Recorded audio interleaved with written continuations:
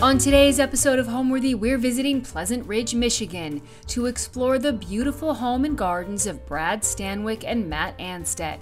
As the founder of the Parson's Nose Antiques, Brad's passion for art history, which he studied in college, and his love for antique English furnishings have shaped their home's unique style. This passion allowed Brad to leave the corporate world and follow his dream full-time. Enjoy!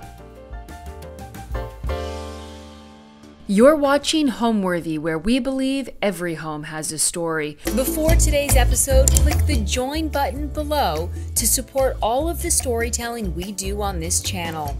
Our growing community of members help to directly fund more videos so we can capture these extraordinary homes from around the world. So join today to receive early and exclusive access to new Homeworthy videos. Hey Homeworthy, I'm Brad.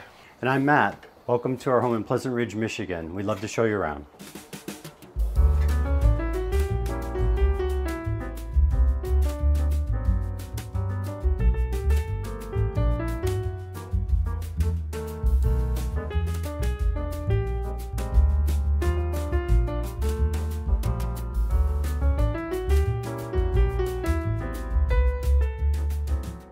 Hi, my name's Brad Stanwick, and I own the Parson's Nose Antiques, which is an English antique importer.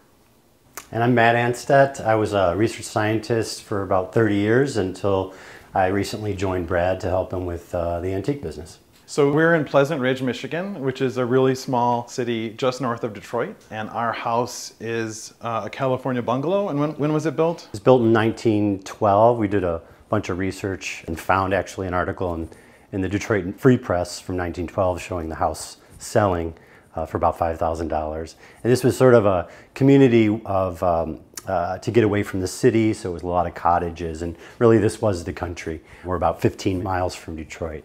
I would describe our style as sort of really antique. We have a lot of period oak, antique mahogany, some pine, all English. We did this renovation, I think, how many years ago now? Oh God, maybe probably 15. 5 years ago. We bought the house in 2003, but one of the first things we did was the backyard, which we'll see shortly.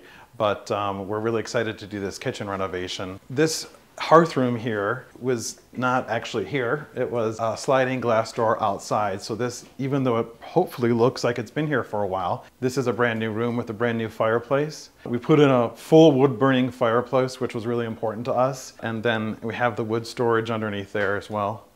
And a lot of the windows you see here were all made in an old, on an old machine instrument in Missouri by the Weston Mill Works. They did all the old glass, individual panes to match the original windows. And this kitchen, it was sort of like a Brady Bunch kitchen when we bought it. It was not really done very well, and you had the avocado ovens, and you know, we lived with that for quite a while till we were able to do this renovation, and we love to cook and entertain. Yeah, we wanted a space to be able to sit and relax, and this is where we have our coffees, usually in the morning, with our dogs, and we're able to kind of look outside and see the garden, which is really nice, and kind of get cozy by the fire. Of course, we've been waiting to announce the dog names.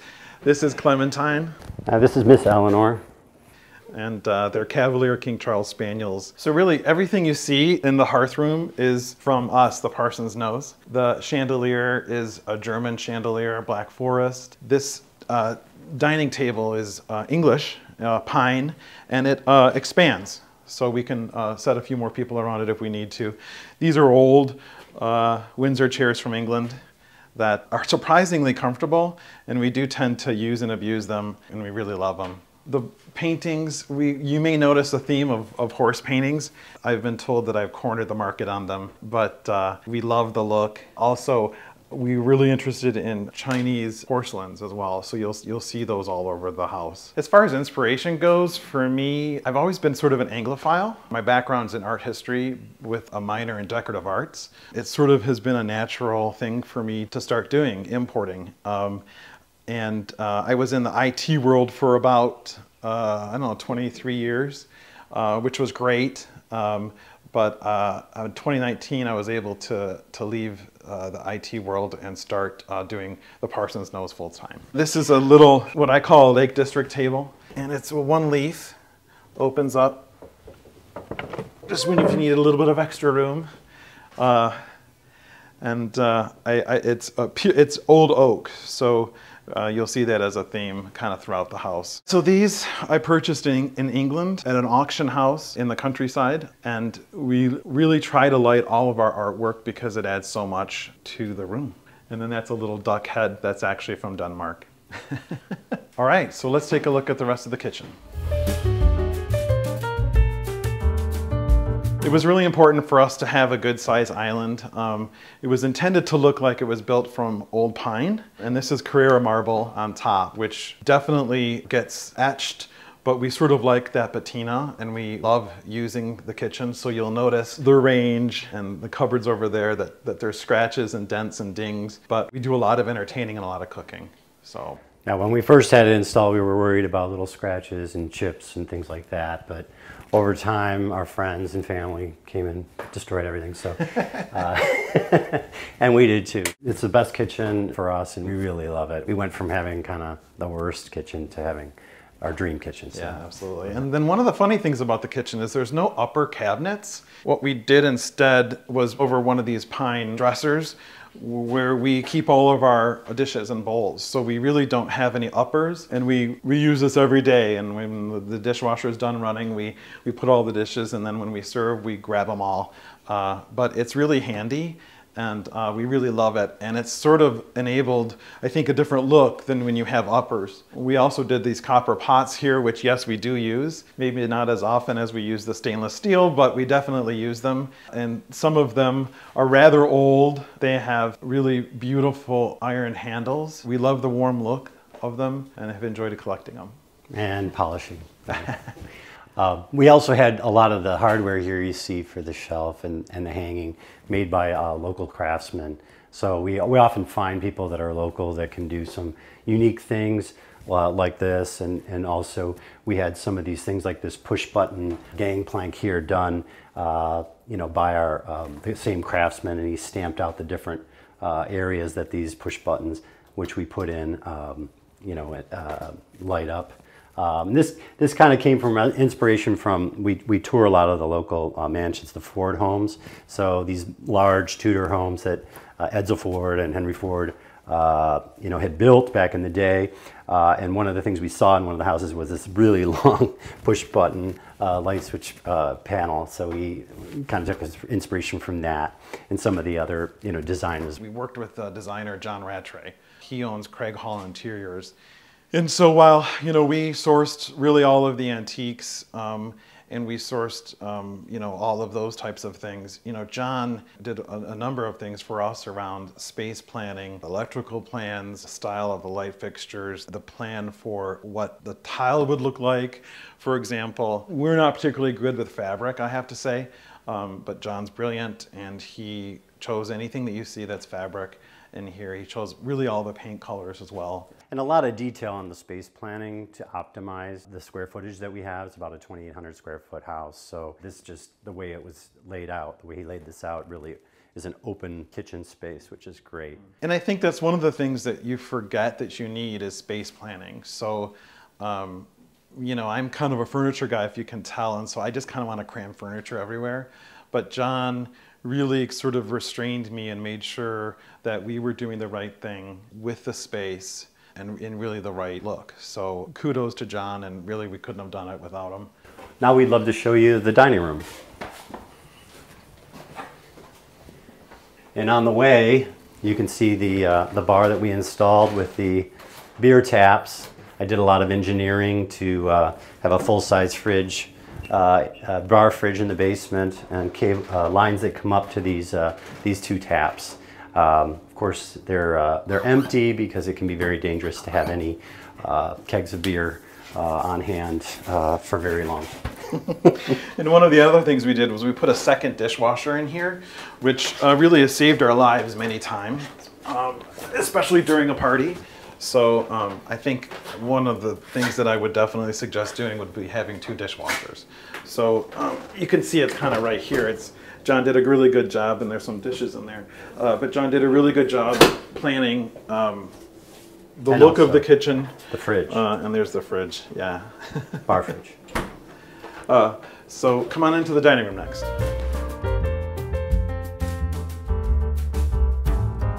So when we bought the house, this room was actually wallpapered in paisley. It was a Waverly, an old Waverly paisley print. And there was no paneling, and these beams up here were all painted white. So we spent some painstaking time scraping and sanding and staining the box beams. And when we took the wallpaper out, we found a pattern underneath on the plaster of paneling that had been here at one point. So we had our carpenter match the form and create a paneled room, basically restoring what was here originally. You'll see a lot of portrait paintings, and they're definitely members of our family, right, Matt? This table is one that we brought over from England, and it's really an old oak farmhouse table. It's a little cupped, so when we're sitting in it goes a little bit higher. The plates are a little bit higher than maybe you'd like, but it's super charming, and it's exactly the right size for here. So we just really love this table. This is a really old sideboard here. It's got 2 large Chinese vases on. This one was actually completely rebuilt because when it came from the Netherlands, it was shattered. So, we had our restorer put that back together. Actually, John from Craig Hall did this arrangement of Old English pewter plates. If you go to England, a lot of the country houses have pewter plates like this, and so we took some inspiration from there. This is a California Impressionist painting. It's pretty moody, but we really love it because it's got such great greens, and green's a big color that we both really love. And again, we have it lit because every painting looks better when it's lit. Another interesting thing about this, the chairs around this table is these were all slightly different because they were originally made for members of a family. So depending on their size, they had the chairs built to match. So you'll see that there's sort of some shorter and some wider than others. When we first walked in, we had to look beyond really years and years of sort of upgrades, right? So 1970s, 1960s upgrades. So there were a lot of louver paneled doors. There was a drop ceiling. There were painted wood. All the wood was painted. A lot of mauve carpet. But you know, we walked into this house and we actually really loved it. As soon as we walked in, and I guess we've always had the problem of having some vision around homes. So we absolutely loved it. We felt right at home right away, and we were super excited to get the house. It had a really warm feeling to it, and you know, for as old as the house is, it had a very modern feel as well in terms of the openness. The only problem was we were a little bit nervous about all the work that we were going to have to do to get it up to snuff. And we're still doing it. Yeah, I think our carpenter came through and he said, I'm going to be working for the rest of my life on this house. Until he retires, which maybe he's close to doing, we'll see. Yeah. I think what we tried to do is to kind of bring it back to where it was, so like the paneling that was put back in and stripping the wood and staining it, trying to give it that original look, get rid of anything that was vinyl or aluminum or plastic, you know, 60s, 70s stuff. And get rid of all that and kind of bring it back to more of a natural look. Well, it's an arts and crafts house, right? So it's a bungalow, and maybe the natural thing to do would have been to do arts and crafts, but obviously that's not really me. My interest is in English antiques, so it really kind of obviously fits well together. Okay, we'd love to show you the primary bedroom, so follow us.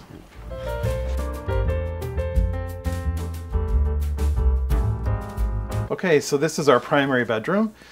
When we bought the house, this was one of the pink rooms with the pink carpet, I think. And pink walls, and it had painted light green wood. So we pink and green. Yeah, so 90s. We made some pretty big changes throughout here, but you know, one of the things that I love is sort of this collection of antique Chinese blue and white porcelain, which is something that I'm very interested in right now.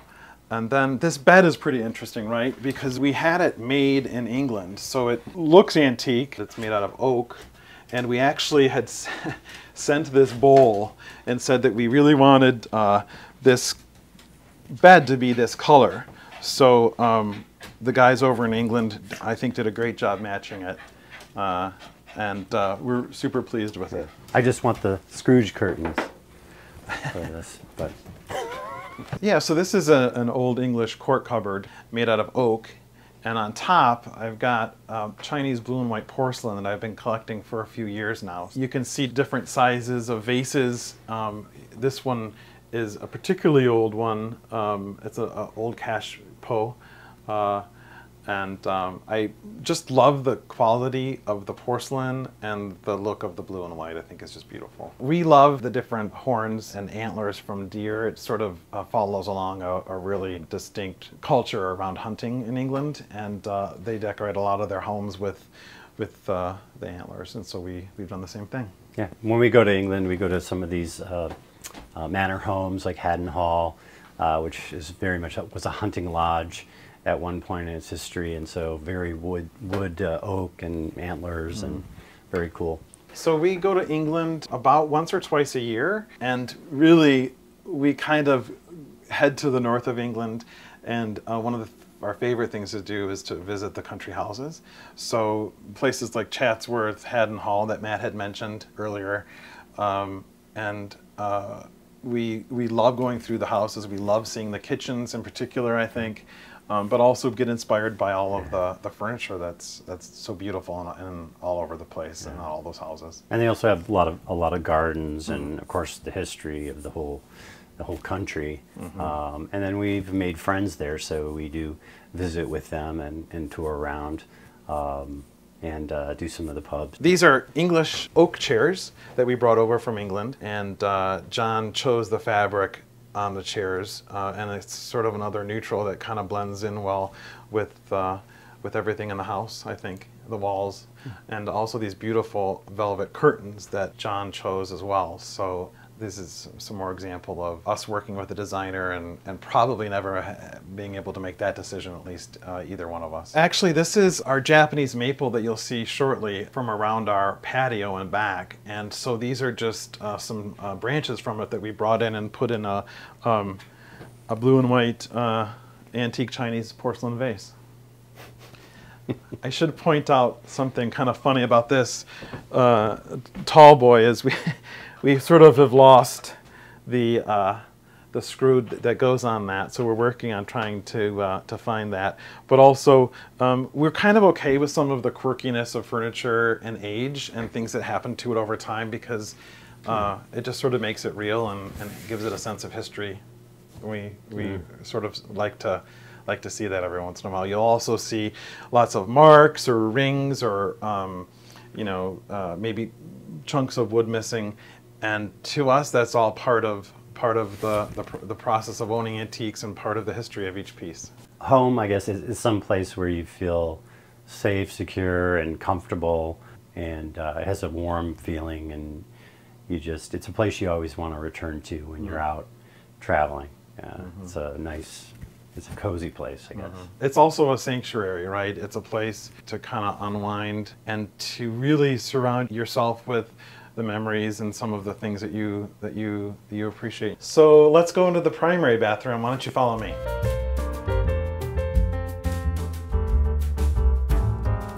So on the way to the bathroom, we have this little, and also another chance for some art and furniture. This was the study, which was just filled with a lot of Brad's things, collections, and we eventually were able to put in a master bath. Some of the features, we have two different vanities here. This stone here is Nero Portero marble, which our designer found. You see it in a lot of old buildings in Detroit, really a pretty unique marble. Brad also found a table that we had cut in half, and those two halves serve as the base for both vanity. I don't know how old is the... table? They're old, like 18th century English oak. It was a single table that we had cut in half, like Matt said. There was no top left, so that sort of was an okay sign for me to actually cut them in half, because it would be very painful for me to cut something that was in good shape in half. So, so that was sort of a perfect thing to do. I should say also, you know, John, our designer, really pushed to make this our primary bath from the study. And I was very resistant at first because I didn't want to lose a place for more furniture, my books, more art. But honestly, he said that you'll use this more than any other room in the house, and he was absolutely right about this. So I'm so pleased that we did this. And really, he perfectly centered the shower so that you can look out the window into the garden. And it's really a beautiful view in the morning. We absolutely love it. I think one of the most beautiful things about this bathroom is the wall paneling, and John designed the placement of every single panel in here. The color is really beautiful. It's Benjamin Moore ancient ivory. And so we really painted everything. The primary closet is that color as well. John also laid out the floor. This is really just your typical landscape outdoor bluestone. But it makes a really beautiful, very durable floor. It's heated, so in the wintertime it's really cozy in here. The other thing that we did was we used some actual picture frame to go around this mirror, which is medicine cabinet, and that was a really fun thing to pick out. There's also a picture light above the medicine cabinets, which really give a nice soft glow and kind of just the perfect down light. So I think you always think you look great. We kind of went back and forth over what we wanted to do with this shower, but ended up really deciding to just do marble throughout.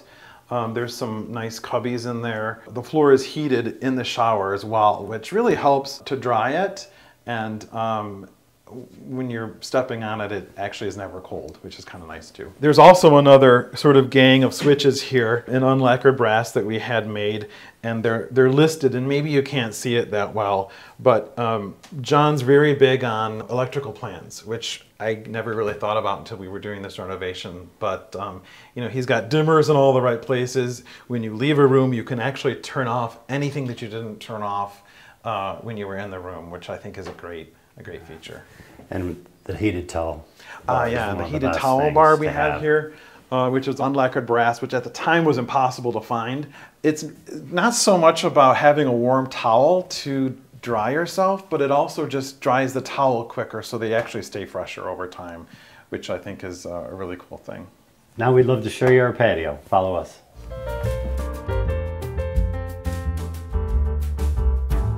So now we'll take you on a tour of our garden. I think probably the first and one of the things we're excited to show is actually this climbing rose on the back of the house. It's called John Davis, and it's an English, your typical English rose. It's absolutely covered in flowers when it blooms. It only blooms once though, which is sort of the downside, but it's very worth it to us because the spring show is so spectacular. So then over here is our pond. So when I talk about the value that John brought to the design of the back, is we were thinking something much smaller, but he really wanted to do this 16-foot long pond. It's 4 feet deep on one end and 3 feet on the other. So the fish do stay out all winter long, and they just sort of hang out. There's probably about 15 fish, and there's a few really large ones, about 2 feet long. We've named those fish Milo. That's the orange and white one, and then Jefferson is orange and white and black, and he's big too. And then this is one of our perennial borders that originally we had a hydrangea back here, and we did that as per our plan, but then Matt and I are really more kind of plantsmen, so we love the individual plants and we love really all plants. So we took out the hydrangea and put in a perennial bed here, which we've been weeding and tending to for a number of years now. One of the things about the pond, we actually did all the engineering and design of the water flow, which goes out that end and into the basement to a commercial filtration system, a bubble bead filter that Brad did some research on.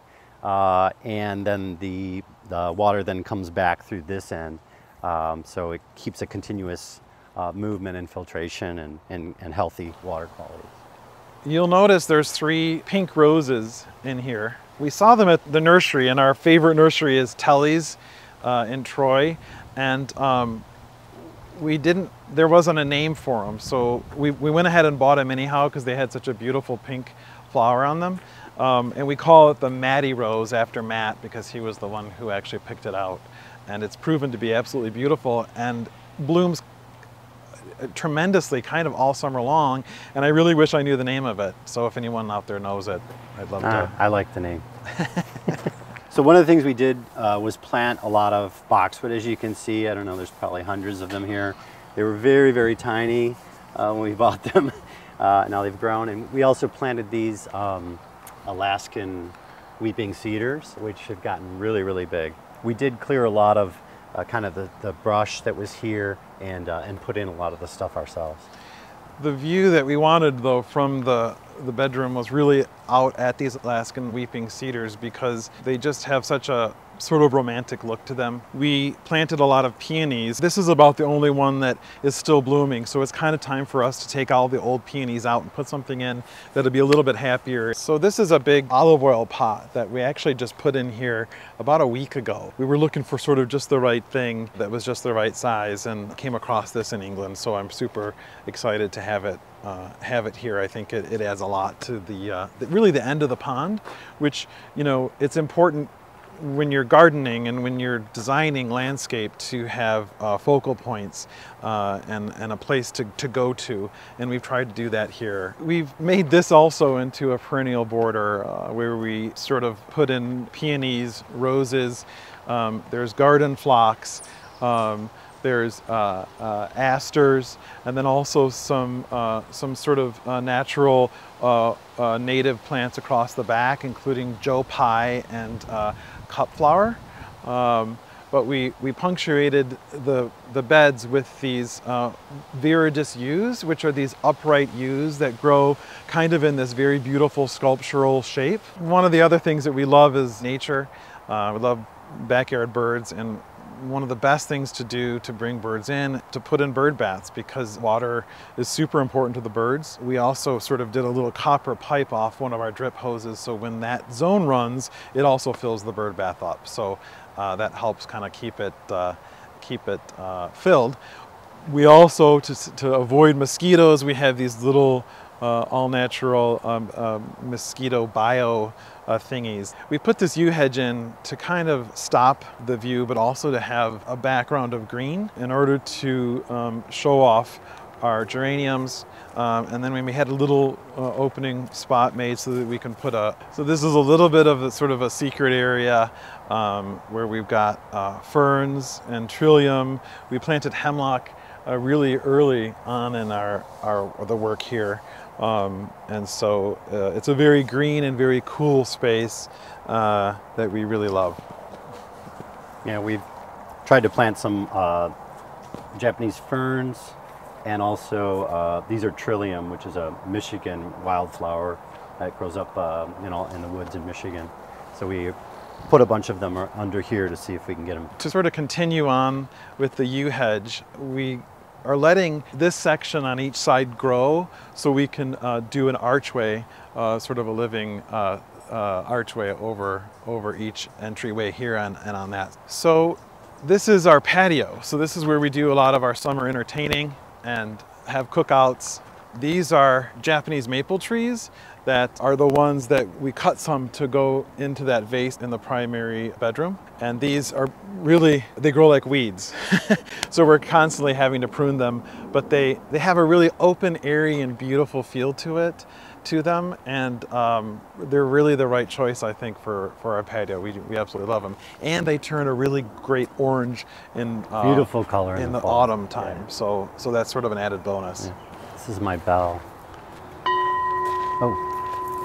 So this is a restoration hardware table that I don't think is made anymore, but it has, it's teak and it's got a Chippendale fretwork back. John, our designer, really pushed for us to grab it when we saw it.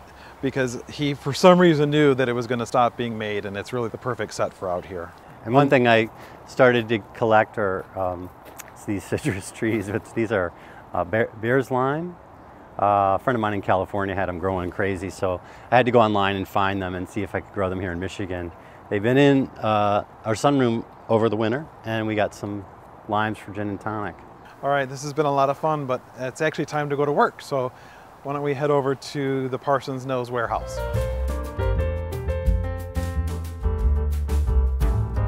Welcome to the Parson's Nose Antiques. This is our warehouse, and I'd like to take you on a tour. This is our big warehouse that we unload the containers, because we bring everything over from England in 20-foot or 40-foot containers, and we do about 10 a year. We don't have a retail shop yet, so everything we sell online through Instagram. We're quite active on Instagram, and we have a great website. So let's take this tour. So you'll notice a lot of furniture in rows and different configurations. We have this section over here where items that we've sold are leaving to go to different parts of the country. So once something gets photographed and is online and sells, we move it into here, waiting for our teams. This is one of my favorite pieces we have right now. It's a bow front chest of drawers. It's made out of mahogany, and it's unusual because it's pretty big. It's got really nice black handles,